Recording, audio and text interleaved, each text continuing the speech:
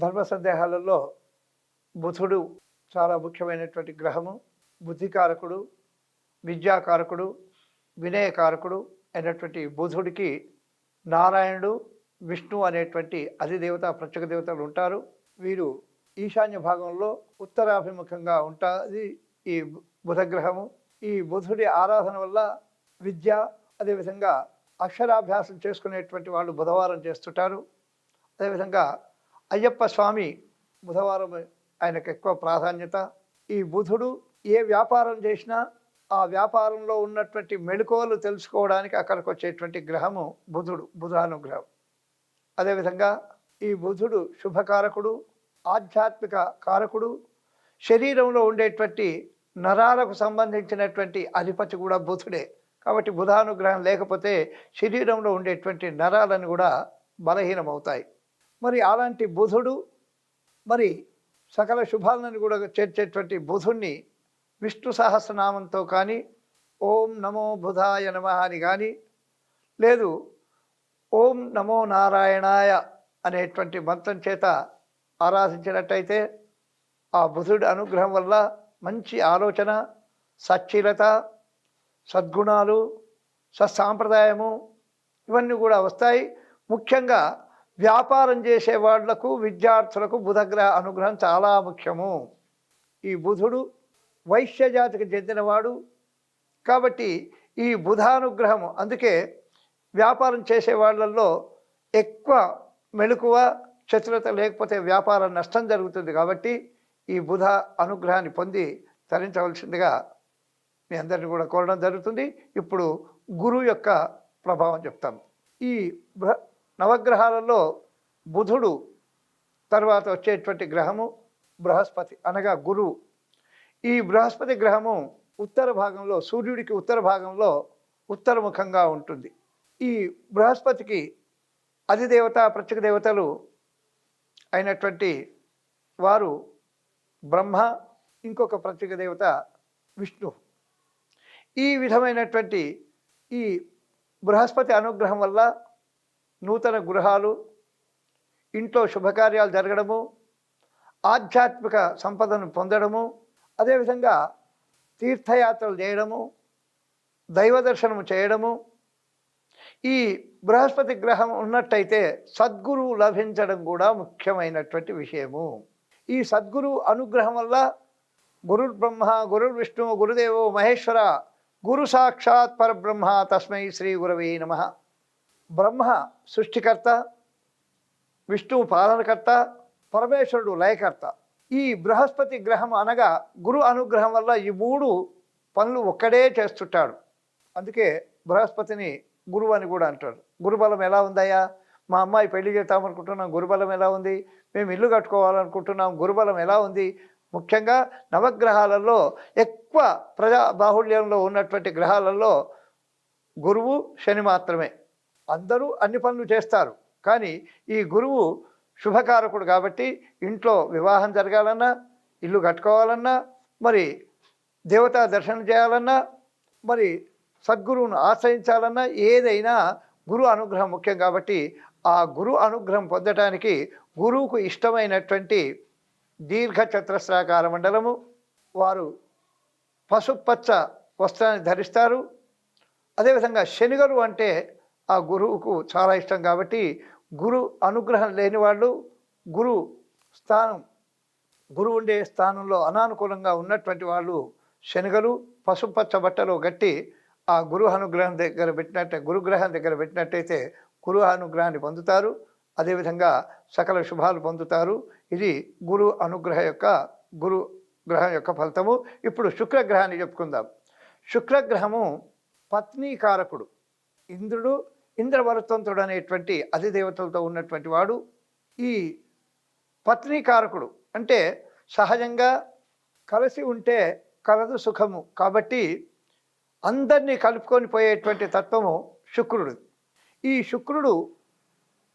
శుక్రగ్రహం, ఈ శుక్రుడు రాక్షసులకు గురువు అయినా మంచితనంతో ఆ రాక్షసత్వాన్ని రూపుమాపటానికి ప్రయత్నం చేసినటువంటి వాడు మరి శుక్రుడు. కాబట్టి ఈ శుక్రగ్రహం వల్ల పత్నికారకుడు. శుక్రారిష్టేతు సంప్రాప్తే శుక్రపూజాం చకారేత్ శుక్రధ్యానం ప్రవక్ష్యామి పత్ని పీడోపశాంతయే. భార్యాభర్తలలో కలహాలు లేకుండా స్నేహితులతో సఖ్యతగా ఉండి కుటుంబ వ్యవస్థలో అంతా కూడా కలిసి ఉండడానికి మూలకారకుడు శుక్రుడు. అలాంటి శుక్రుడు ఇంద్రుడు, ఇంద్రభరతంతో కూడినటువంటి శుక్రుడిని ఆరాధించినట్టయితే వీరికి శుక్రవారానికి అధిపతి శుక్రుడు. బొబ్బర్లు అనే ధాన్యాన్ని చేస్తుంటాడు. పంచకోణాకారంలో ఉంటాడు. తూర్పు దిశలో, సూర్యుడికి తూర్పు దిశలో ఉండి తూర్పు వైపు చూసేటువంటి వాడు శుక్రుడు. కాబట్టి ఈ శుక్రగ్రహ అనుగ్రహాన్ని పొందడానికి శుక్రవారం రోజు మరి లక్ష్మీ అర్చన కానీ కుబేర జపం కానీ ఇవన్నీ చేసుకున్నట్టయితే లక్ష్మీ అర్చన వల్ల విశేష ఫలితం ఉంటుంది ఈ శుక్రవారము. అదేవిధంగా సాధ్యమైనంత వరకు సాయంకాలం దీపారాధన తర్వాత ఈ శుక్రవారం రోజు డబ్బులు ఎవరికైనా ఇవ్వడం కానీ బదులు కానీ అప్పు కానీ ఇవ్వకుండా ఉండడం మంచిది. వ్యాపారం చేసుకునే వాళ్లకు ఈ నియమం వర్తించదు కాబట్టి వాళ్ళు డబ్బు తీసుకొని వస్తువు ఇవ్వాలి కాబట్టి వాళ్ళకి ఈ నియమం వర్తించదు. మరి శుక్రారిష్టేతు సంప్రాప్తే కాబట్టి అలాంటి శుక్రుడిని ఆరాధించి కలిసి ఉంటే కలసుఖం. కాబట్టి అందరూ కూడా ఐకమత్యంతో ఉండటానికి మూలకారకుడు శుక్రుడు. కాబట్టి ఆ శుక్రగ్రహ ఆరాధన చేసి తరించవలసిందిగా మీ అందరినీ కూడా కోరడం జరుగుతుంది. ఇప్పుడు అతి ప్రధానమైనటువంటి గ్రహము శనేశ్వర గ్రహం. ఈ శనివారానికి అధిపతి శనేశ్వర గ్రహము. ఈ శనేశ్వరుడికి అధిదేవత ప్రత్యేక దేవతలు ఒకరు యముడు, ఇంకొకరు ప్రజాపతి. మరి ప్రతి ఒక్కరు కూడా ఈ శని గ్రహ ప్రభావం వల్ల బాధపడే వాళ్ళు ఉన్నారు. ఈ శని ఏనాటి శని అంటారు. ఈ శని మహర్దశ 19 సంవత్సరాలు ఉంటుంది. ఈ శని సూర్యుడికి పశ్చిమముఖంగా ఉండి తండ్రి కొడుకులండి, వీళ్ళు తండ్రి కొడుకులు. కాబట్టి ఆ తండ్రి తూర్పుగా చూస్తుంటే కొడుకైనటువంటి శనేశ్వరుడు పశ్చిమముఖానికి చూస్తుంటాడు. అందుకే అంటారు చూడు, తండ్రి కొడుకులు ఎడముఖం పెడముఖంగా ఉంటారని.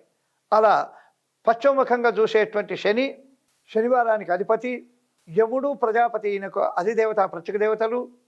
ఈ శనిని ప్రసన్నం చేసుకోవాలంటే శనివారం నాడు ఈయన పుట్టింది త్రయోదశి కాబట్టి శని త్రయోదశితో కూడినటువంటి శనివారాన్ని శని త్రయోదశి అంటారు.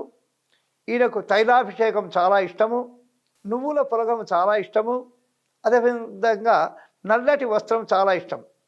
ఈ శని 3వ స్థానంలో, 6వ స్థానంలో, 11వ స్థానంలో విశేషమైనటువంటి శుభ ఫలితాన్ని కలగజేస్తాడు. 12వ స్థానంలో ప్రారంభమై 1వ స్థానంలో, 2వ స్థానంలో ఉన్నప్పుడు ఏనాటి శని అని 7.5 సంవత్సరాల శని ఉంటుందండి. ఈ శని 1వ స్థానంలో ఉన్నప్పుడు దేహ ఆరోగ్యం చెడుతుంది. దీర్ఘకాల వ్యాధులు, ఆకస్మికంగా వచ్చేటువంటి అనారోగ్య సమస్యలు ఎక్కువ కలగజేస్తాడు. తద్వారా డబ్బు అధికంగా ఖర్చు అవుతుంది. 2వ స్థానంలో ఉన్నప్పుడు వాహన ప్రమాదాలు, ఇతర శరీరంలో గాయాలు ఏర్పడము, మరి ఆపరేషన్లు జరగడము, ఇవన్నీ కూడా 2వ స్థానంలో శని 2వ స్థానం. 3వ స్థానంలో ఉన్నప్పుడు సకల శుభాలు కలగజేస్తాడు. 4వ స్థానం అంటే అర్ధాష్టమ శని అంటారు. ఈ అర్ధాష్టమ శని 4వ స్థానంలో, 5వ స్థానంలో ఉన్నప్పుడు ఉన్నటువంటి వ్యాపారాలను వదిలిపెట్టడం కానీ, నష్టం వల్ల ఉన్న గ్రామాన్ని వదిలిపెట్టడం కానీ, ఉన్న ఆస్తిని వదిలిపెట్టడం కానీ, ఆ ఊళ్ళో ఉండకుండా ఇతర గ్రామాలకు వెళ్ళడం కానీ, ధన నష్టము, ఆరోగ్య భంగము, విద్యాభంగము, అవమానాలు ఇవన్నీ కూడా కలగజేస్తాడు. 4వ స్థానం, 5వ స్థానంలో ఈ శనేశ్వరుడు. 6వ స్థానం సకల శుభాలు కలగజేస్తాడు. 7, 8, 9, 10 స్థానాలలో విశేషమైనటువంటి బాధలు పెడతాడు.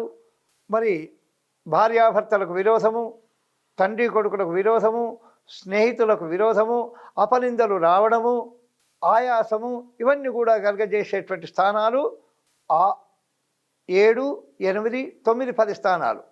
ఈ 10 స్థానాలలో జాగ్రత్తగా ఉండడం చాలా మంచిది. 11వ స్థానం చాలా మంచిది. మరి ఈ శని తైల అంటే నువ్వులు నూనెతో అభిషేకం చేయాలి. నువ్వుల నూనెతో అభిషేకం చేసినట్టయితే చాలా విశేషము. ఈ శని యొక్క అభిషేకం చేసిన తర్వాత మరి స్నానం చేయడం చాలా ముఖ్యము. చేసి మళ్ళీ అక్కడ ఉన్నటువంటి ప్రధాన దేవతను దర్శించుకోవడం చాలా ముఖ్యము. ఉదాహరణ చూడండి, శని శుభం కలగజేస్తాడు, శని అశుభంగా కలగజేస్తాడు. ధనము వ్రయపెట్టు దంతంబు లూడగొట్టు పరువు బోగొట్టు బజారు పారు చేయు. ఈయన శనేశ్వరుడు క్రూరుడు. ఈ క్రూరుడు ప్రసన్నం చేసుకోవాలంటే 3వ స్థానము, 6వ స్థానము, 11వ స్థానము. శని త్రయోదశి నాడు తైలాభిషేకం చేయండి, నల్ల వస్త్రాన్ని శనికి ధరింపజేయండి. అదేవిధంగా మరి నువ్వుల పులగం పెట్టండి. ఈ విధంగా శని గ్రహ దోష పరిహారం చేసుకోవచ్చు. ఈ శనేశ్వరుడి వల్ల మనం ఉదాహరణ తీసుకున్నట్టయితే షిరిడి సమీపంలో శని సింగణాపురం ఉందండి. ఆ శని సింగణాపురంలో ఎవ్వరి ఇంటికి తలుపులు ఉండవు, అట్లా కేవలము పరదా మాత్రం వేసుకొని ఉంటారు.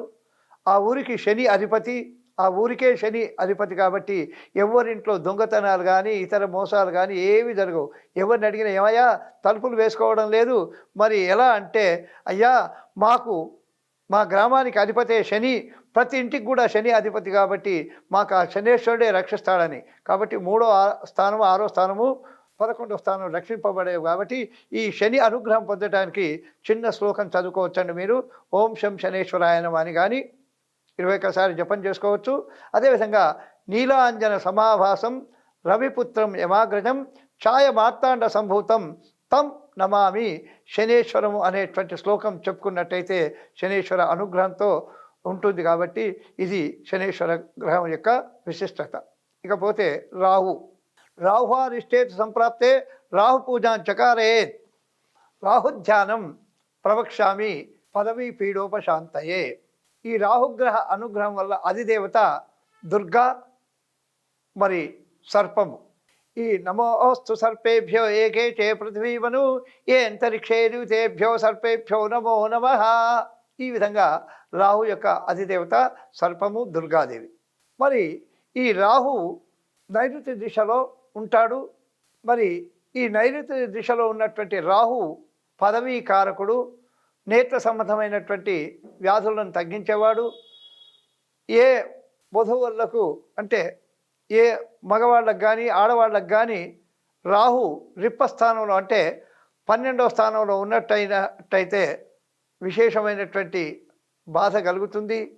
అదేవిధంగా రాహు ఆరాధన వల్ల పదవి, రాహు 11వ స్థానంలో ఉన్నాడనుకోండి, అతనికి ఏ విధమైనటువంటి పదవి లభించదు అనుకున్న ఆ పదవి దానంతలా అదే వస్తుందని చెప్తుంటారు. అలాంటి పదవి కారకుడైనటువంటి రాహు మరి వారిని ప్రసన్నం చేసుకోవడానికి దుర్గా ఆరాధన చేయాలా. అదేవిధంగా మంగళవారం రోజు కానీ సోమవారం రోజు కానీ పుట్ట దగ్గరికి వెళ్ళి ఆ నాగదేవతను ఆరాధించడం వల్ల కూడా రాహు తృప్తిపడతాడు. ఈ రాహు అనుగ్రహం ఉన్నట్టయితే 7వ స్థానంలో జాతకరీత్యా 7వ స్థానంలో రాహు ఉన్నట్టయితే ఆ రాహుకు ఎదురుగా ఉండేవాడు అక్కడి నుంచి 7వ స్థానము కేతు ఉంటాడు. దాన్నే కాలసర్పదోషము అంటారు. ఈ కాలసర్పదోషం అంటే రాహుకేతువులు పరస్పరంగా ఒకరికొకరు కలవరండి. ఈయనకు ఆయన విరుద్ధము, ఆయన సవ్యంగా నడిస్తే ఈయన అపసవ్యము, ఆయన అపసవ్యంగా నడిస్తే ఈయన సవ్యం. కాబట్టి ఇద్దరికీ పొంతన ఉండదు. కాబట్టి రాహు ఉన్నటువంటి స్థానంలో 7వ స్థానంలో కేతు ఉన్న 7వ స్థానంలో రాహు ఉంటారు. ఈ కళ్యాణ స్థానం ఏదంటే వివాహ స్థానం 7వ స్థానం కాబట్టి ఈ 7వ స్థానంలో రాహుకేతువులు ఉన్నట్టయితే వారికి చాలా జాగ్రత్తగా కాలసర్ప దోషం ఉంటుంది. ఆ కాలసర్ప దోషం పోగొట్టుకోవడానికి మరి సర్ప పూజ కానీ దుర్గా ఆరాధన కానీ చేసినట్టయితే కాలసర్ప దోషం పోతుంది. మరి ఈ రాహు ముఖ్యంగా పదవి కారకుడు కాబట్టి ఎవరైతే పదవి కావాలా, ఇంకా ముఖ్య విషయం ఏంటంటే రాహు నైరుతి మూలలో ఉంటాడు. ఈ నైరుతి మూలలో బరువు పెట్టడానికి ఆ రాహు యొక్క అధిదేవత ప్రత్యేక దేవతలకు కింద నిరుతి అనే రాక్షసుడు ఉంటాడు. కాబట్టి వాస్తురీత్యా కూడా నైరుతిలో బరువు పెట్టడానికి కారణం ఏంటంటే నైరుతిలో బరువు ఆ రాక్షసుడి పైన బరువు పెట్టినట్టయితే వీళ్లకు విజయం లభిస్తుంది, ధనవృద్ధి కలుగుతుంది, పదవి వస్తుంది. కాబట్టి రాహు ఆదివారానికి అధిపతి కాబట్టి రాహును పూజించి తరించవలసిందిగా. రాహుకు మినుములు చాలా ముఖ్యము, ఆదివారం చాలా ముఖ్యం. కాబట్టి ఆ రాహు బూడిద రంగు కలిగినటువంటి అంటే ఆకాశం రంగు కలిగినటువంటి వస్త్రాన్ని ధరిస్తాడు. కాబట్టి ఆ రాహును పూజించి ఓం రాహవే నమః లేదు ఓం దుమ్ దుర్గాయ నమః అని ప్రార్థించినట్టయితే రాహు సంతుష్టపడి మీకు శుభాలు కలగజేస్తాడు. ఇది రాహుగ్రహం యొక్క విశిష్టత. ఇక కేతు విద్య ఉంది, ఐశ్వర్యం ఉంది, పాండిత్యం ఉంది, అందం ఉంది, పదవి ఉంది, అన్నీ ఉన్నవి. కానీ వీటన్నిటిని మించినటువంటి ఒకటి ఉండాలి, అది ఆత్మజ్ఞానము. ఆత్మజ్ఞానాన్ని కలిగించేవాడు కేతు. ఆయనకు చిత్రగుప్తుడు ఒకవైపు, బ్రహ్మ ఒకవైపు అధిదేవత పచ్చక దేవతలుగా ఉంటారు. మరి నేను ఎందుకు పుట్టినాను, నేను ఏం చేస్తున్నాను, నా లక్ష్యం ఏంటి అనేటువంటి జ్ఞానాన్ని కలిగించేవాడు కేతు అండి. మనం ఎందుకు పుట్టినాము? తినటానికే పుట్టినామా, బ్రతకటానికే తింటున్నామా, తినడానికి బ్రతుకుతున్నామా అని ఆలోచన చేసుకోవాలి. ఆధ్యాత్మిక చింతన లేని జన్మం కాదని చెప్తుంటారు. అదేవిధంగా వాయుకారకుడు రాహు, కేతు వాయుకారకుడు కేతు. కాబట్టి ఈ కేతువును ఆరాధించినట్టయితే ఇలాంటి వ్యాధులు, శ్వాస సంబంధమైన వ్యాధులు రావు. అది ముమ్మాటికి నిజము. మరి వాస్తవికంగా ఈ జన్మ 84 లక్షలలో ఉన్నటువంటి ఈ మానవ జన్మను చరితార్థం చేసుకోవడానికి నిజంగా గురువు కేతువు మాత్రమే మనకు అక్కడికి వచ్చేటువంటి వాళ్ళు. ఈ కేతుగ్రహ ఆరాధన వల్ల ఆధ్యాత్మిక చింతన, నేను ఎవరు, నేను ఏం చేయాలనేటువంటి ఆత్మ పరిశీలన కలుగుతుంది. కాబట్టి ఈ ఆధ్యాత్మికమైనటువంటి ఆత్మజ్ఞానాన్ని బోధించే కేతువును సోమవారానికి అధిపతి. ఉలువలు అంటే చాలా ఇష్టము. ఈయన ధ్వజ ఆకారంలో ఉంటాడు. ఈ కేతువు ధ్వజ సింహాసనం పైన ఉంటాడు. ఈ కేతువును సోమవారం ఆరాధించాలా. ఓం కేతవే నమః అని ఆరాధిస్తే సరిపోతుంది. మరి మన లెక్కలన్నీ కూడా చిత్రగుప్తుడే రాసి పెడతాడు. మనం ఎవరు చూడలేదని ఎన్ని మోసాలు చేసినా, ఎన్ని ఇది చేసినా చిత్రగుప్తుడు చిట్టా విప్తానే ఉంటాడు. అదేవిధంగా శనికి అధిదేవత యముడైతే కేతువుకు అధిదేవత ప్రత్యేక దేవతలలో కేతు, మరి చిత్రగుప్తుడు ఉంటాడు. కాబట్టి మరి ఈ నవగ్రహ అనుగ్రహాన్ని పొందాల్సిందిగా మీ అందరిని కూడా కోరడము. మీరు వీలైతే రోజు ఒకసారి కానివ్వండి, 5 సార్లు కానివ్వండి, 11 సార్లు కానీ చదువుకోవాల్సినటువంటి శ్లోకాన్ని చెప్తున్నానండి. అది తప్పకుండా చదువుకొని నవగ్రహ ఫలితాన్ని పొందవలసిందిగా మీ అందరిని కూడా కోరడం జరుగుతుంది. ఆ శ్లోకం చెప్తున్నాను. ఓం ఆదిత్యాయ చ సోమాయ మంగళాయ బుధాయ చ గురు శుక్ర శనిభ్యశ్చ రాహవే కేతవే నమో నమః. ఈ శ్లోకం చదువుకుంటే నవగ్రహాలు సంతృష్టి పడతాయి. తద్వారా మన జీవితాలలో సుఖమయ, శాంతిమయ, సౌభాగ్యమయ, ఆనందమయ జీవితాలను ప్రసాదిస్తారు ఆ నవగ్రహ దేవతలు. హరి ఓం తత్సత్. శుభం భూయాత్.